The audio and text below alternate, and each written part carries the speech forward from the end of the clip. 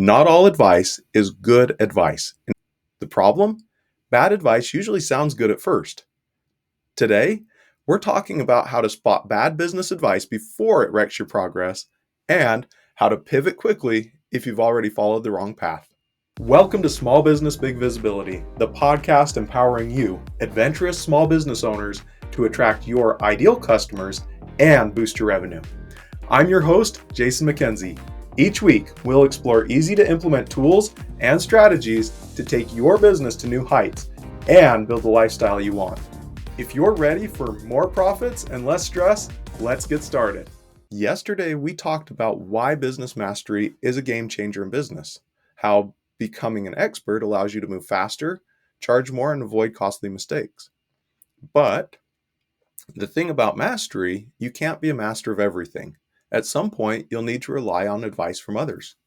Whether it's a business coach, mentor, trusted friend, outside perspectives can be valuable, but only if they're coming from the right source. Today, we're diving into how to filter out bad advice, avoid costly detours, and correct course quickly when you realize you've been led astray. Imagine you're on a backpacking trip in the mountains. You've planned for this. You've got your gear, your map, and a destination in mind. You're halfway up the trail when you meet a hiker coming the other way. He seems confident and friendly.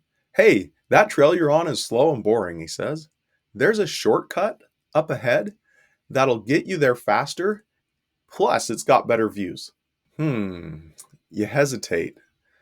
The route you planned was solid, but this guy seems like he knows what he's talking about, and who doesn't want to get there faster? So you take the shortcut. At first, it seems fine. The path is a little rough, but manageable. Then the trail starts getting steeper.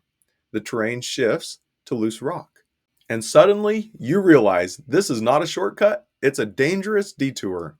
You look around, no clear way forward, and not a safe way back. Now you're stuck. This happened to a group of my friends when I was a teenager in the scouting program. We were heading on a backpacking trip to a beautiful mountain lake, about 5-mile hike along a well-marked trail. It had some steep sections, sure, but it was doable, even for those who weren't avid hikers. Our group was large enough we split into two, with each group having their own leaders. Before we set out, one of the leaders had talked to a friend who claimed to know a better way. He said if they drove a little further up the road, they could take a different route that was only about a mile long. Sounds great, right? Well, except that mile was straight up a mountain, several thousand feet of elevation gain, followed by an equally brutal descent. No trail, no markers, nothing but wild terrain. So our group split. My group stuck to the original plan. By early afternoon, we were at the lake, our tents are pitched, fishing rods in the water, relaxing. We figured the other group, with their shortcut, would have actually been there long before us. But as the sun set, they still hadn't arrived. Dinner time? No sign of them. Finally, sometime between midnight and 1 in the morning, they stumbled into camp, exhausted, hungry. They hadn't eaten dinner, well, because we had all the food. Worse, they had stopped at the wrong point on the road and ended up not one, but a couple of mountain ridges away. What was supposed to be an easy mile turned into an all-day, half-the-night grueling trek. The next morning, we all had a pretty good laugh, but that lesson stuck with me, and it applies to far more than just hiking. This is exactly what happens in business when you take bad advice.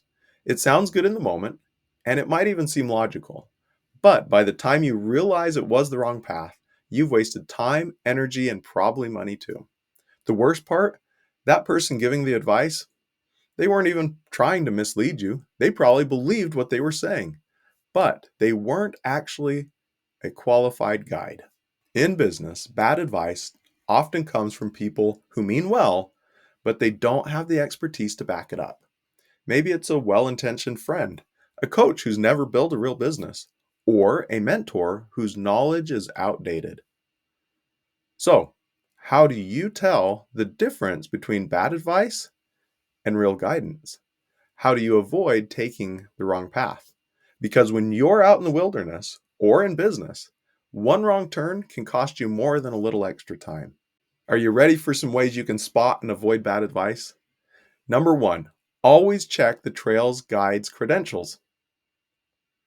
Before you take business advice from anyone, ask yourself, have they actually done what they're telling me to do? Would you take medical advice from someone who's never been a doctor? Probably not. So why are you taking business advice from someone who's never built a business? You can check the results of the person giving the advice. If they haven't achieved what you're aiming for, make sure you think twice before following their lead. Number two, be wary of sounds good advice. Bad advice often sounds smart but lacks real-world application. For example, a new entrepreneur takes advice from a friend who says, just lower your prices to get more customers. It makes sense at first. Lower prices equal more people buying, right? But what happens? They attract the bargain hunters, those devalue their work, and they end up working harder for less profit. Just because advice sounds logical doesn't mean it's effective. Look for proof, not just theories. Number three, if the path feels wrong, trust your gut and pivot fast. Let's go back to our hiking analogy. If you're 5 minutes into the shortcut and it's looking sketchy, that's the time to turn back. But a lot of business owners double down on that bad advice instead. If something is off, ask yourself, is this bringing real results or am I just hoping it will? Will I take this advice again if I were starting from scratch? Is there proof this method actually works? If the answers are not clear, it's time to course correct. Number four, never take directions from someone who's never been where you're going. The best way to avoid bad advice is to seek out people who have already succeeded in what you're trying to do. Experience does matter. Find people who have been where you're going and learn from them, not the armchair experts. All right, so what do you do now if you've already followed bad advice? Here's the good news. Every wrong turn is a valuable lesson. If you have followed bad advice, don't waste time regretting it. Instead, be grateful for the experience. You now have knowledge and perspective that will make your future decisions even stronger. You can think of it like this. My friends from the hiking trip never made that mistake again. They learned to question shortcuts, verify their sources, and trust the well-marked path. In business, the same applies. Use past missteps as a foundation for better choices moving forward. The experience you've gained is priceless if you choose to learn from it. So, here's some ways you can pivot if you're on the wrong path. Number one, stop and assess. If something's not working, don't keep pushing just because you started. Number two, seek out real experts. Find people who've actually succeeded in your space and get their perspective. Number three, course correct confidently. Business is all about adjustment. The faster you pivot, the better. Bad advice doesn't have to be permanent, but you have to be able to recognize it before it's too late. Never take directions from someone who's never been where you're going. Surround yourself with qualified mentors, not just people with opinions.